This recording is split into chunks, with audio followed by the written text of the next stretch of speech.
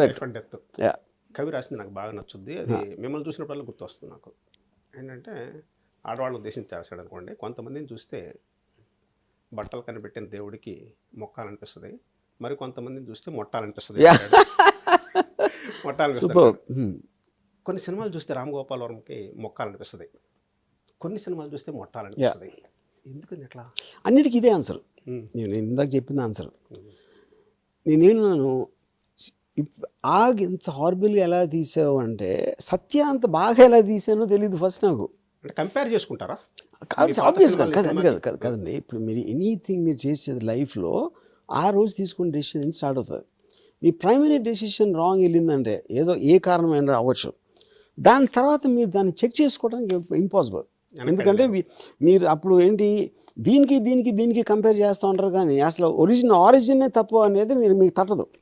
పక్కన వాళ్ళు చెప్పరు, చెప్పినా మనం వినం. కాదు, పక్కన వాళ్ళు చెప్పిన వాళ్ళకే తెలీదు, ఎవరికీ తెలీదు. సో ఇప్పుడు ఫర్ ఎగ్జాంపుల్ 10 మంది నాకు చెప్పారనుకోండి ఇది బాగాలేదని, 90 మంది ఏమో ఫెంటాస్టిక్గా ఉందని చెప్పారు అనుకోండి. అప్పుడు 90 మంది అబద్ధం చెప్తున్నారా, లేకపోతే వాళ్ళకి నిజంగా నచ్చిందా, లేకపోతే వాళ్ళకి నచ్చాలని నేను కోరుకుంటున్నానా? ఇలాంటి ఫ్యాక్టర్స్ నేను అనుకుంటా, అరే 90% నచ్చింది కదా అంటాను. అప్పుడు 90% నచ్చిందంటే అవుతుంది కూడా, అది అవుతుంది చాలా సార్లు అవుతుంది. అది ఆ సందర్భంలో ఇందాకేదో మీతో మాట్లాడబోయే ముందు మీ డైలాగ్ ఒకటింటా, మీ పక్కన వాళ్ళ అందరి వల్ల మీరు చెడిపోయారన్నారు, మీ పక్కన వాళ్ళు మిమ్మల్ని చెడగొట్టారన్నారు. ఎవరు?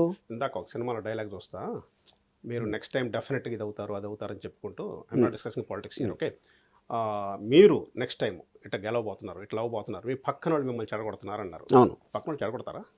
చెడగొట్టం అంటే అక్కడ పాయింట్ ఏంటంటే, మీకు కన్ఫ్యూజన్ ఆస్పెక్ట్లో మీరు ఒకటి అనుకున్నారు, అనుకున్నది ఎవరికో చెప్తే ఏముంది ఇందులో అంటారు అతను, లేకపోతే ఇంకోటి ఎక్స్ట్రాడినరీ అంటాడు, మూడోవాడు ఇంకోటి ఏదో అంటాడు, నాలుగోవాడు ఇలా కాకుండా ఇది పెడితే ఇంకా బాగుంటుంది అంటాడు. వీటన్నిటిలో ఎవడు కూడా ఆడియన్స్ రిప్రజెంటేటివ్ కాదు. ఫైనల్ డెసిషన్ ఎవరు తీసుకోవాలి? మీరు తీసుకోవాలి. కరెక్ట్. కాకపోతే వాళ్ళు ఇచ్చింది మనకు తట్టకపోవచ్చు, ఆ వ్యూ పాయింట్ ఒక్కొక్కసారి అంతవరకు తీసుకోవాల్సిన ఒక ఫండమెంటల్ రెస్పాన్సిబిలిటీ ఉంది. ఫైనల్ డెసిషన్ మీదే, but it is very easy. ఇప్పుడు నాతో ఒకటి ఏమన్నాడంటే, సార్ మీ కెమెరా యాంగిల్స్ చాలా ప్రెడిక్టబుల్ అయిపోతున్నాయి అన్నాడు.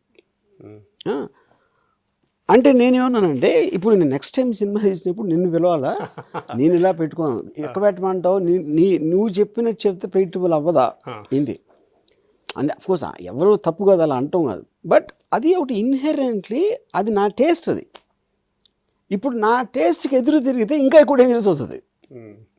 మీ బాణీలో మీరు వెళ్ళాలి. ఇప్పుడు ఎవరైనా అది చేస్తారు. చెప్పిందే గవాస్కర్ చెప్తాడు, అవుట్ అయ్యి రూమ్లోకి వచ్చిన తర్వాత బాయ్ షూ ఇప్పదిస్తా అంటాడు, మీరు ఆ షాట్ ఆడుకుంటూ ఉండాల్సింది. కరెక్ట్.